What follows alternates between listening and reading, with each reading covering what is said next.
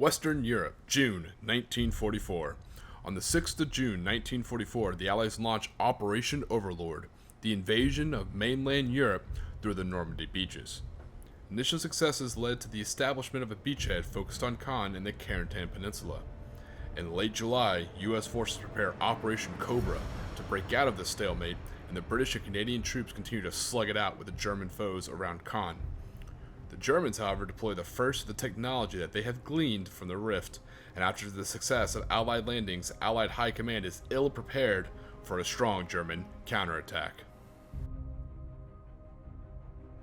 July 1944. Operation Cobra launches on the 25th of June, shortly after the British began Operation Goodwood in 18 July to fix the German defenders around Caen. After a slow beginning, the operation gains traction and German defenders start to lose cohesion. On 28 July, the US achieve a breakthrough and prepare to exploit the gap they fought hard to create. German High Command, likely Hitler himself, orders the release of their secret weapon, Die Totenkorps, or the Dead Corps. Overnight, the Allied forces began to fall back in disarray. Reports from the front speak of corpses and zombies attacking Allied troops from the darkness. Shock, fear, and horror break the resolve of the U.S. spearheaded forces, and by early August, any chance to exploit the breakthrough had been lost. August through December 1944. For more than 2 weeks, Allied forces in France fight to stabilize the front lines against the horrors that Germany throws at them. Animated corpses test the Allies' steel and resolve, but shock and fear give way to grim determination, and the front lines are re-established. In the Allies' favor, however, is Germany's inability to sustain the manufacture of their creations. Despite their successes, the use of the Totenkorps have an adverse effect on many German units. For the next couple of months, an uneasy standoff ensues. The Allies gradually advance eastward, and the Germans hastily improve defenses and fight for every mile they surrender. By December, the Allies push the Germans back to the Belgian-German border and most of the way across France. After the impact of the first Rift tech has on the battlefield, neither side is under any illusion at the importance of exploiting the material they are receiving. The US step up their efforts and bring in many leading British scientists in an effort to beat the Axis powers in this new arms race.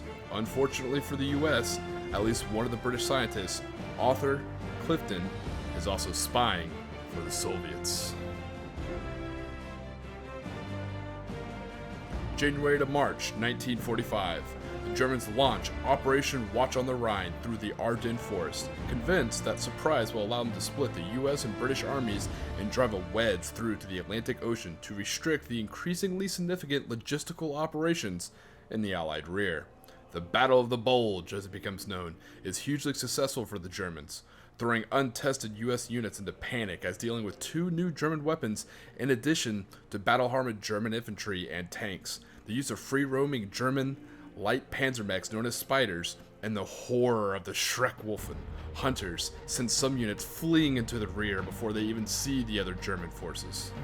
Desperate efforts and the use of seasoned but tired units hastily called back to the front line eventually stabilizes the front lines and prevents a German link to the Atlantic coast, but not before they have reached the outskirts of Brussels. The Allies are in shock and the Germans are able to regroup and reinforce across the Western theater. April to May 1945. Operation Newport is launched by the Allies to regain the territory lost in the previous months. The US deploys its first Tesla cannon-armed Sherman tanks, and infantry assaults are spearheaded by heavily armored infantry. The results are impressive, but overconfidence in this new technology means that the best tactical use is squandered, and Germans make the Allies pay for retaking the north of France and Belgium. Encircled in Brussels are 3 divisions of the German 7th and 5th armies, and they refuse to surrender. Following Hitler's demands, they will hold until relieved. The battle for Brussels begins. June to July 1945.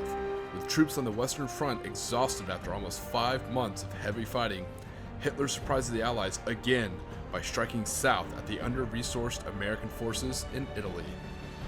The combination of Spine light Panzermechs and Schreckwolfen squads in rough terrain again proves decisive. A rapid series of victories leads to the recapture of Rome and the installation of a puppet pet regime loyal to Germany. Allied reinforcements arrive from the south through the Mediterranean ports, but Germans and the revitalized Italian allies have time to reoccupy and repair the formidable Gustav Line fortifications across the breadth of the country. Faced with advancing northwards into these defenses, the Allied armies demand the same level of supplies enjoyed in northern France before attacking. The whole theater becomes mired in politics and indecision, as neither the British nor the US commanders wish to lead the assault north. The situation is taken advantage of by the Axis powers to relocate industrial capability into northern Italy. Italy finds itself split, with pro-Axis regime and military supporting the Germans in the north, while the liberated south reorganizes and provides a military contribution to the Allied effort. August 1945. The battle for Brussels finally ends after 2 months of bitter urban and house-to-house fighting. The use of US Coyote light walkers and its British Guardian variant is a deciding factor towards the end of the conflict. The US Grizzly makes its combat debut in small numbers and proves highly effective in the confines of the city. October to November 1945. With the rear area now secure, the Allies turn their attention to the east and begin pushing towards Germany.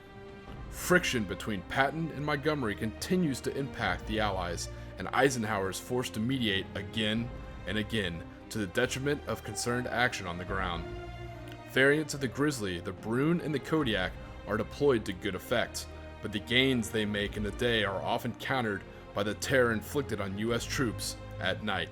The pinnacle of German super soldier program, the Nachtjäger, is unleashed whenever the fighting is fiercest. Morale of the frontline US forces is low, facing night after night a terrifying attack by these super soldiers.